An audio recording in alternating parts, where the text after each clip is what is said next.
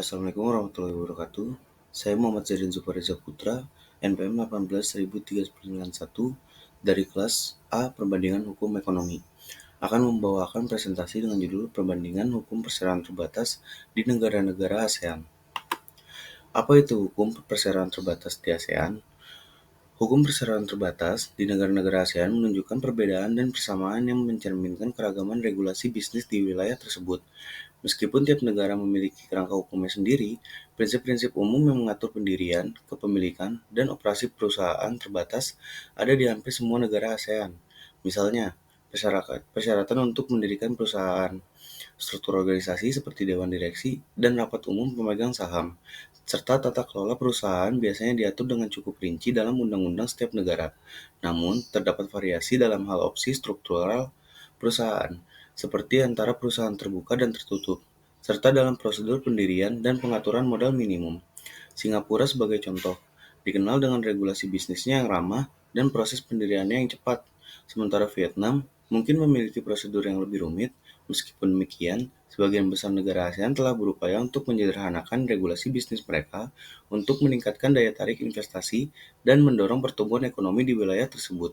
Dengan demikian, sementara terdapat perbedaan yang signifikan dalam detail peraturan, semangat umum untuk meningkatkan lingkungan bisnis seringkali menjadi fokus dalam hukum perseroan terbatas di ASEAN. Di Indonesia, perseroan terbatas diatur oleh Undang-Undang Nomor 40 Tahun 2007 tentang perseroan terbatas, memiliki struktur yang cukup terperinci, termasuk persyaratan untuk pendirian, modal minimum, dewan direksi, rapat umum pemegang saham, dan tata cara pembubaran perusahaan. Perseroan terbatas di Indonesia menerapkan prinsip perseroan terbuka publik dan perseroan tertutup privat. Dan di Malaysia, regulasi hukum perseroan terbatas diatur oleh Companies Act 2016. Perusahaan di Malaysia memiliki opsi untuk menjadi SDN BHD, sendirian berhad, atau BHD berhad, yang sesuai dengan jenis entitas yang berbeda. Persyaratan untuk pendirian, kepemilikan, dan tata kelola perusahaan diatur dengan cukup rinci.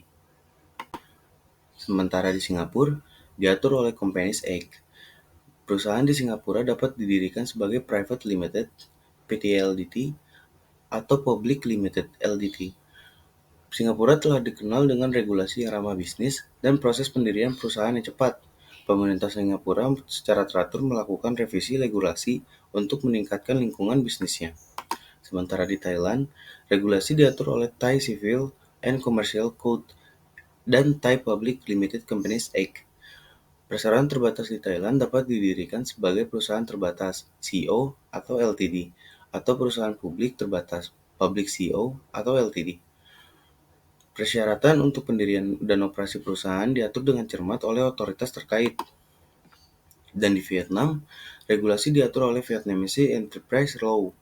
Vietnam telah melihat perubahan signifikan dalam regulasi bisnisnya, termasuk hukum perseroan terbatas untuk meningkatkan iklim investasinya. Pendirian dan operasi perusahaan di Vietnam melibatkan prosedur yang cukup rinci dan terkadang rumit. Pada kesimpulannya, setiap negara dalam ASEAN memiliki lingkungan hukumnya sendiri, serta perbedaan dalam regulasi dan kebijakan ekonominya. Namun, banyak negara di ASEAN telah berupaya untuk menyederhanakan proses pendirian perusahaan dan meningkatkan lingkungan bisnis mereka untuk menarik investasi dan mendorong pertumbuhan ekonomi. Sekian presentasi dari saya. Assalamualaikum warahmatullahi wabarakatuh.